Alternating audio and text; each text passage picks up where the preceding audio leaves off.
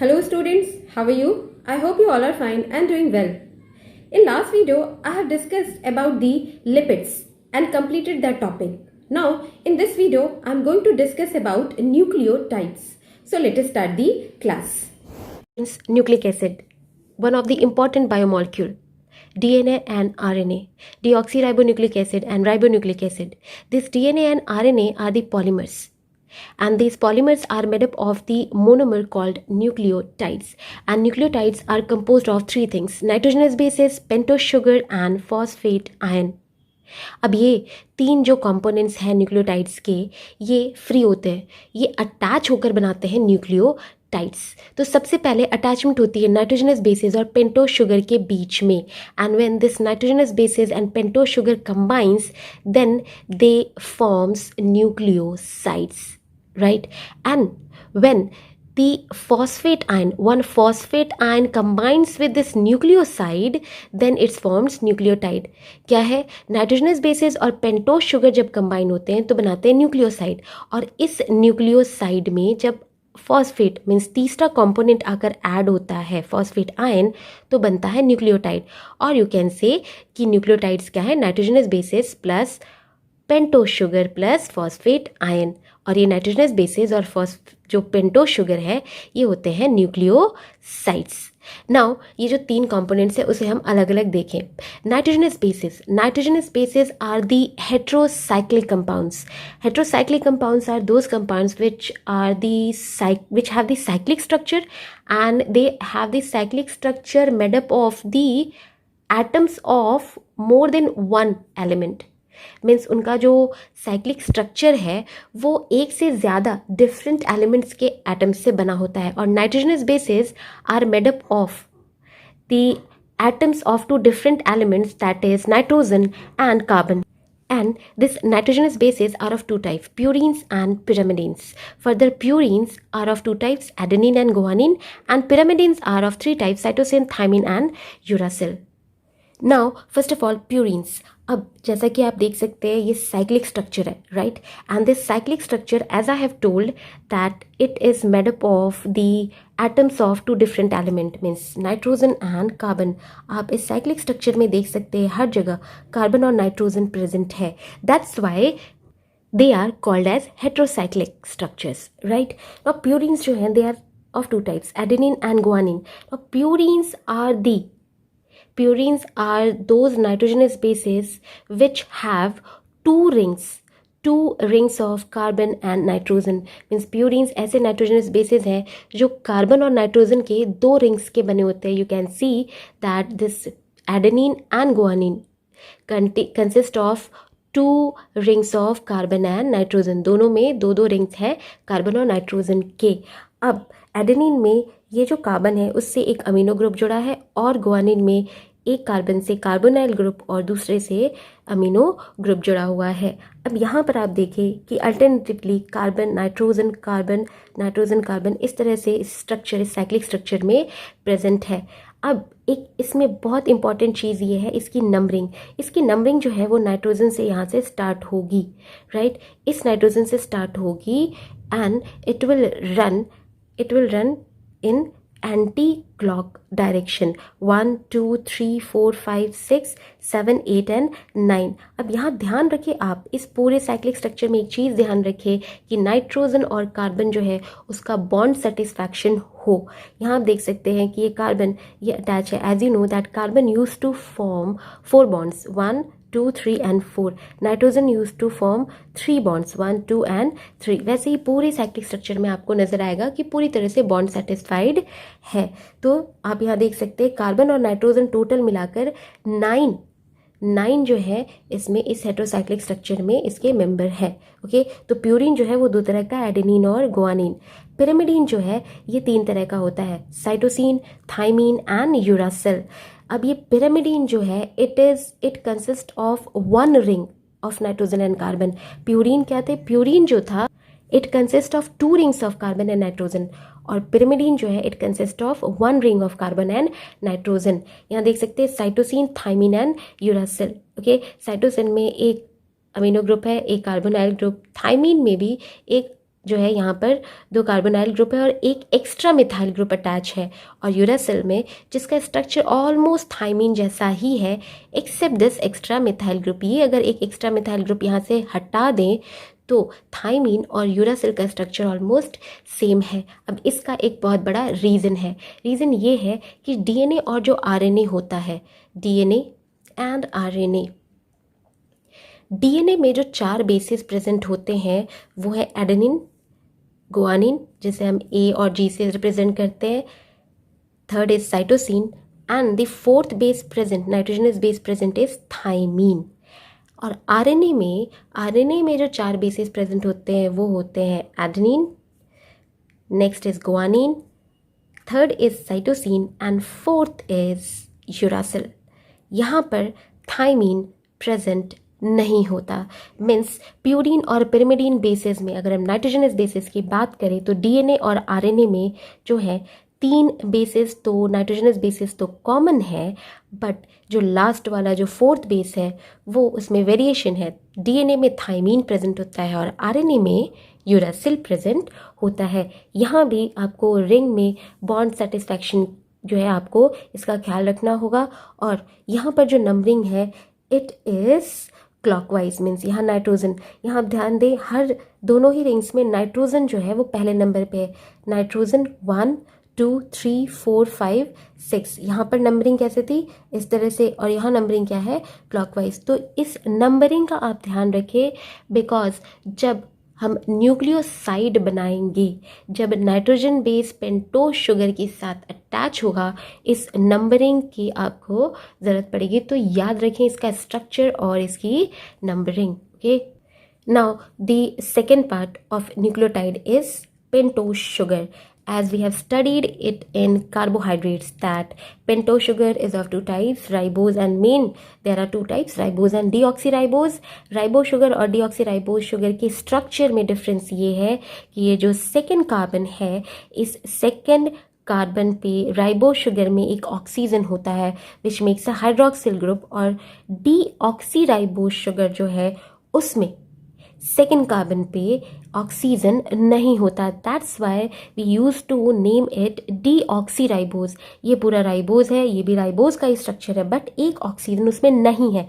That's why we use to call this deoxyribose. Okay, now the third thing in nucleotide is phosphate ion. This is phosphoric acid, and since it is a acid, ये आप देख सकते हैं ये phosphoric acid का structure है जिसमें एक phosphate है बीच में, राइट, और 3 हाइड्रोक्सिल ग्रुप और एक कार्बोनाइल ग्रुप. अब यहाँ पर ये ऑक्सीजन जो है वो अटैच्ड है, राइट. अब क्योंकि ये एसिड है it will lose 1 H plus ion and this oxygen since it is electronegative, तो इसका सारा इस बॉन्ड के पास का सारा जो इलेक्ट्रॉन है वो ऑक्सीजन पे शिफ्ट होगा. That's why it will have negative charge, और इस हाइड्रोजन के रिलीज के बाद ये फॉस्फोरिक एसिड अब प्रेजेंट होगा in the form of phosphate ion. Phosphate ion क्यों? क्योंकि ये फॉस्फोरिक एसिड का आयन है, अ नेगेटिवली चार्ज्ड आयन. तो ये 3 चीज़ें न्यूक्लियोटाइड्स में होती है. अब देखिए nucleoside. As I have told that pentose sugar and nitrogenous bases use to get attach first and forms nucleosides. तो यहाँ एक इस टेबल में आपको नजर आएगा कि ये जो नाइट्रोजनस बेसेस है एडेनिन, गुआनिन, साइटोसिन, थाइमिन या फिर यूरासिल, और उसके साथ ये पेंटोज शुगर, राइबोज और डीऑक्सीराइबोज. जब राइबोज शुगर आरएनए में राइबोज शुगर एडेनिन के साथ अटैच होता है then it forms a nucleoside called adenosine. अगर गुआनिन के साथ आरएनए में राइबोज शुगर अटैच हुआ it will form guanosine. Cytosine के साथ ribose sugar it will attach to form cytidine. And since RNA contains uracil, so uracil will combine with ribose sugar in RNA to form nucleoside that is uridine.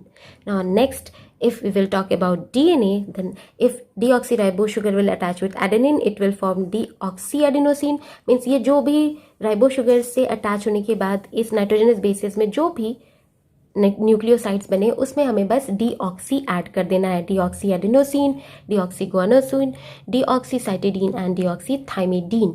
ना ये बनता कैसे है, bonding कैसे होती है, जब एडिनोसिन बन रहा होता है। Simply this is also a dehydration reaction, यहाँ पर भी एक वाटर मॉलिक्यूल रिलीज होगा। एग्जाम्पल लेते हैं एडेनिन और राइबो शुगर के बीच एडिनोसिन बनाकर देखते हैं कि कैसे बॉन्डिंग हो रही होती है। बॉन्डिंग के लिए जो न्यूक्लियोसाइड्स बनते हैं वो इस पेंटोज शुगर के फर्स्ट फर्स्ट कार्बन और जो ये प्यूरीन बेस है, प्यूरीन बेस के 9th नाइट्रोजन के बीच में बॉन्डिंग होगी। राइट, अब एक चीज़ आपको यहाँ पर पहले ही बता दूं मैं कि ये जो पेंटोज शुगर है और ये जो नाइट्रोजनस बेस है उसकी नंबरिंग में एक डिफरेंस है। पेंटोज शुगर में जो भी कार्बन है उसकी नंबरिंग में हमने प्राइम, ये 1 प्राइम 2 प्राइम ये ऐड किया हुआ है, प्राइम ऐड किया है, और नाइट्रोजनस बेसिस सिंपल नंबरिंग है। सिंपली ये करने का मतलब सिर्फ यही है, इसका रीज़न यही है कि there should be no confusion between the numbering of nitrogenous bases and the numbering of pentose sugar. इनकी नंबरिंग में इनको एक्सप्लेन करते वक्त, क्योंकि ये न्यूक्लियोटाइड और न्यूक्लियोसाइड में ये दोनों एक साथ होते हैं अटैच, तो इन्हें एक्सप्लेन करते वक्त किसी तरह की कन्फ्यूज़न ना हो, इस वजह से जो है, क्योंकि अब यहाँ भी सेकंड पोजीशन पे कार्बन है, यहाँ भी सेकंड पोजीशन पे कार्बन प्रेजेंट है, तो ये दो पोजीशन पे, एक ही पोजीशन पे कार्बन है, इसमें इसकी नंबरिंग में कोई कन्फ्यूज़न ना हो, इस वजह से हमने पेंटोज शुगर में क्या किया है कि नंबरिंग में इसके प्राइम लगाया है। राइट, हाँ, तो अब न्यूक्लियोसाइड में बॉन्डिंग किसके बीच हो रही थी, ये फर्स्ट पोजीशन पे, पेंटोज शुगर के फर्स्ट पोजीशन पे जो कार्बन है और प्यूरीन बेसिस, एडेनिन कैसा बेस है, प्यूरीन बेसिस, तो प्यूरीन बेस के जो 9th पोजीशन पे नाइट्रोजन है उसके बीच में क्या होगा, एक बॉन्ड बनेगा। कैसे बनेगा, सिंपल, जैसे कि मैंने आपको बताया था, जब भी बॉन्ड ब्रेकिंग होती है तो जो इलेक्ट्रोनेगेटिव ज़्यादा होता है वो सारा इलेक्ट्रॉन लेगा अपने पास, सारा इलेक्ट्रॉन क्या करेगा, अट्रैक्ट करेगा। तो since oxygen is more electronegative, तो ये सारा का सारा जो बॉन्ड फॉर्मेशन में इलेक्ट्रॉन था वो ले करके अट्रैक्ट करके अपने साथ OH- के फॉर्म में निकलेगा और कार्बन पे आएगा पॉजिटिव चार्ज। और नाइट्रोजन और हाइड्रोजन में एज यू नो हाइड्रोजन कम इलेक्ट्रोनेगेटिव है और नाइट्रोजन ज़्यादा, इस वजह से ये H जो है वो H+ के फॉर्म में निकलेगा और ये सारा इलेक्ट्रॉन नाइट्रोजन पे नेगेटिव चार्ज बनाएगा, और ये नेगेटिव और ये कार्बन का पॉजिटिव मिलकर बनाता है एक bond, and this one is the bond. तो आप देख सकते हैं कि एक न्यूक्लियोसाइड बनाने के लिए जब पेंटोज शुगर और जो नाइट्रोजनस बेस के बीच में बॉन्डिंग होती है तो एक वाटर मॉलिक्यूल रिलीज होता है और तैयार होता है एडिनोसिन या फिर एक न्यूक्लियोसाइड। राइट, तो दोनों जो प्यूरीन बेसेस हैं, प्यूरीन बेसेस के जब न्यूक्लियोसाइड्स बनते हैं तो बॉन्डिंग होती है पेंटोज शुगर के फर्स्ट प्राइम कार्बन और जो बेस है प्यूरीन बेस उसका N9 नाइट्रोजन के बीच में। राइट, और जब पिरिमिडीन बेसिस की बात करते हैं, मीन्स एज यू नो कि वो एक रिंग का स्ट्रक्चर होता है, यहाँ पर जो नाइट्रोजन होता है उसे हम फर्स्ट नाइट्रोजन कहते हैं। राइट, तो जब जो पिरिमिडीन बेसेस होती हैं उनकी जब बॉन्डिंग होती है पेंटोज शुगर के साथ, या ध्यान से सुनो कि जब पिरिमिडीन बेसेस जो है मीन्स साइटोसिन, थायमिन या यूरासिल जो है, जब उनकी बॉन्डिंग होती है पेंटोज शुगर के साथ तो उनके किस किस मेंबर्स के बीच में बॉन्डिंग होगी, फिर से कार्बन, फर्स्ट प्राइम कार्बन और N1 nitrogen. Right, means pyrimidine जब प्यूरीन बेस होगी, प्यूरीन बेस यहाँ आप क्लियरली देखें, पेंटोज शुगर और प्यूरीन बेसिस मीन्स एडेनिन और गुआनिन में जब बॉन्डिंग होती है, एडेनिन के साथ पेंटोज शुगर ऐड हो या गुआनिन के साथ पेंटोज शुगर मिलकर न्यूक्लियोसाइड बनाए, तो पेंटोज शुगर का 1 प्राइम कार्बन है उसके और प्यूरीन के N9 के बीच में बॉन्डिंग हो रही है। बट जब हम पिरिमिडीन बेसिस की बॉन्डिंग कराएंगे पेंटोज शुगर के साथ, तो जब पेंटोज शुगर के साथ पिरिमिडीन बेसिस अटैच होते हैं टू फॉर्म अ न्यूक्लियोसाइड यानी साइटोसिन, थायमिन और यूरासिल, उस जगह पर फिर से उस पेंटोज शुगर का 1 प्राइम कार्बन ही होता है, यही कार्बन होता है, बट जो नाइट्रोजन है अब उस पिरिमिडीन में बदल जाता है। This bond occurs between first prime carbon and first nitrogen. किसमें हो रहा है, ये जो नाइट्रोजन है, ये पहला वाला जो नाइट्रोजन है ये पेंटोज शुगर के साथ अटैच होगा टू फॉर्म अ न्यूक्लियोसाइड। अब वो तो न्यूक्लियोसाइड्स बने, अब न्यूक्लियोटाइड्स जब बनने हैं तो न्यूक्लियोसाइड मीन्स जो पेंटोज शुगर और नाइट्रोजनस बेसेस अटैच हुए न्यूक्लियोसाइड बनाए, उसके साथ जब फॉस्फेट आयन आकर अटैच होगा तो वो बनाएगा न्यूक्लियोटाइड। ओके, तो अगर आरएनए की बात करें और वहाँ पर अगर एडेनिन है तो जो न्यूक्लियोटाइड बनेगा वो बनेगा, आइदर उसे आप एडिनाइलेट कहें या फिर एडिनोसिन मोनोफॉस्फेट, या तो ग्वानाइलेट कहें या फिर ग्वानोसिन मोनोफॉस्फेट। साइटोसिन के साथ जब आरएनए में राइबो शुगर एक न्यूक्लियोटाइड बनाता है फॉस्फेट आयन के अटैचमेंट के बाद, या तो आप उसे साइटिडाइलेट कहें या फिर साइटिडीन मोनोफॉस्फेट। और अगर यूरासिल और राइबो शुगर के साथ पेंटोज शुगर है, राइबो शुगर, उसके साथ एक फॉस्फेट आयन अटैच होता है तो न्यूक्लियोटाइड बनता है यूरिडाइलेट या फिर यूरिडीन मोनोफॉस्फेट। अब इसी सारे नेम में जब आप डीएनए में आते हैं तो डीऑक्सी ऐड कर देते हैं। ये आपको और क्लियरली समझ में आएगा जब आप इसकी बॉन्डिंग देखेंगे। ये कि वो जो न्यूक्लियोटाइड बनेगा उसका जो बॉन्डिंग है फॉस्फेट के साथ, जो न्यूक्लियोसाइड हमने बनाया एडिनोसिन जो न्यूक्लियोसाइड हमने बनाया था उसका फॉस्फेट के साथ बॉन्डिंग कैसे होती है। बॉन्डिंग जो होगी यहाँ भी एक वाटर मॉलिक्यूल जो है वो रिलीज होगा। ये 5th कार्बन, ये जो न्यूक्लियोसाइड हमने बनाया एडिनोसिन जिससे एडेनिन और ये जो पेंटोज शुगर है, पेंटोज शुगर का जो 5th कार्बन है, राइट, इस पेंटोज शुगर का जो 5th कार्बन है वो अटैच होगा इस फॉस्फेट आयन से, राइट। ध्यान रखिए नाइट्रोजनस बेस से पेंटोज शुगर का 1st कार्बन अटैच होता है और फॉस्फेट आयन से पेंटोज शुगर का 5 प्राइम कार्बन या 5 डैश जो कार्बन है वो अटैच होता है। कैसे? Similarly since carbon is less electronegative, ये OH जो है वो OH माइनस के फॉर्म में निकलेगा, taking all the electrons with it, जिससे कार्बन पे पॉजिटिव चार्ज आएगा। और फॉस्फेट और जिससे OH जुड़ा हुआ है, अब हमें H+ चाहिए, तो since oxygen is more electronegative, H जो है वो H+ आयन के फॉर्म में बाहर निकलेगा और O पर नेगेटिव चार्ज आएगा। अब ये कार्बन, पॉजिटिव कार्बन और जो नेगेटिव ऑक्सीजन है वो एक बॉन्ड बनाएगा, जो आप यहाँ देख सकते हैं। ये 5th कार्बन है, राइट। ये 5 प्राइम कार्बन है पेंटोज शुगर का, दिस वन। यहाँ दोनों जगह से जो है मिलाकर एक वाटर मॉलिक्यूल निकला। ये वाला जो O है ये आप देख सकते हैं, जिससे एक बॉन्डिंग बनी, राइट। तो 5th कार्बन और फॉस्फेट आयन के बीच में ये जो है बॉन्डिंग बनती है due to the elimination of 1 water molecule. अब ये जो कन्वर्जन हुआ, जो ये मॉलिक्यूल बना by the attachment of nucleoside and phosphate, जो न्यूक्लियोसाइड और फॉस्फेट आयन के अटैचमेंट से जो मॉलिक्यूल बना वो एक तरह का न्यूक्लियोटाइड है, and this is adenosine monophosphate. क्यों monophosphate? Since it contains only 1 phosphate group, that's why it is called as adenosine monophosphate. ये एडिनोसिन और ये एक फॉस्फेट, और ये adenosine monophosphate is a type of nucleotide. Okay, तो यहाँ आप देखें, ध्यान दें, हर जगह बॉन्डिंग में एक वाटर मॉलिक्यूल जो है वो रिलीज हो रहा है। ऐसे ही एक बेस्ट एग्जाम्पल है न्यूक्लियोटाइड का, जो कि जिसे आप एनर्जी करेंसी के फॉर्म में पढ़ते हैं। मीन्स आप जैसे एनर्जी, जैसे आप कहते हैं इससे स्टोर हाउस ऑफ एनर्जी, और energy currency of the body, energy जिस फॉर्म में प्रोड्यूस होती है बॉडी में, and that is ATP, adenosine triphosphate. तो एडिनोसिन ट्राईफॉस्फेट ATP जो कि एक एनर्जी मॉलिक्यूल है, ये भी एक तरह का न्यूक्लियोटाइड ही है। एंड यू नो न्यूक्लियोटाइड जो होते हैं they are primarily found as a monomeric unit.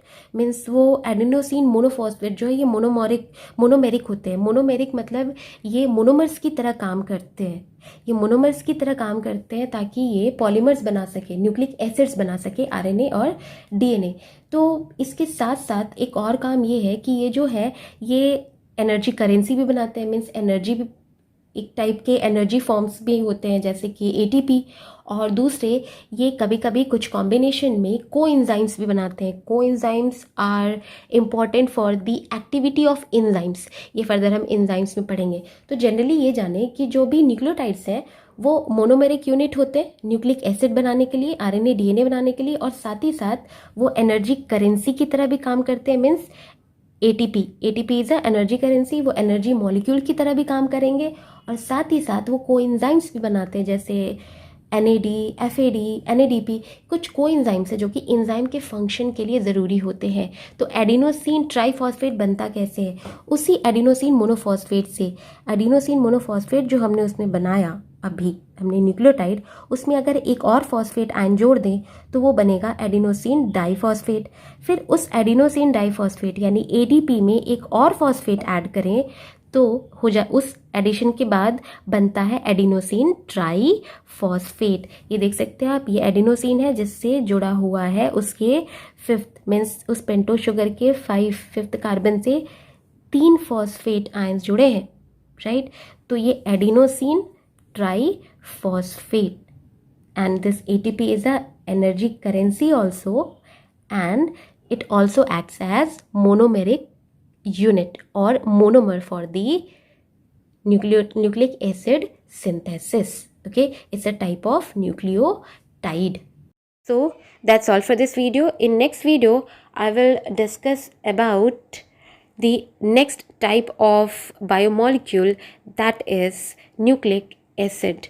Till then, stay home, stay safe, use mask, use sanitizer and maintain social distancing. Have a nice day.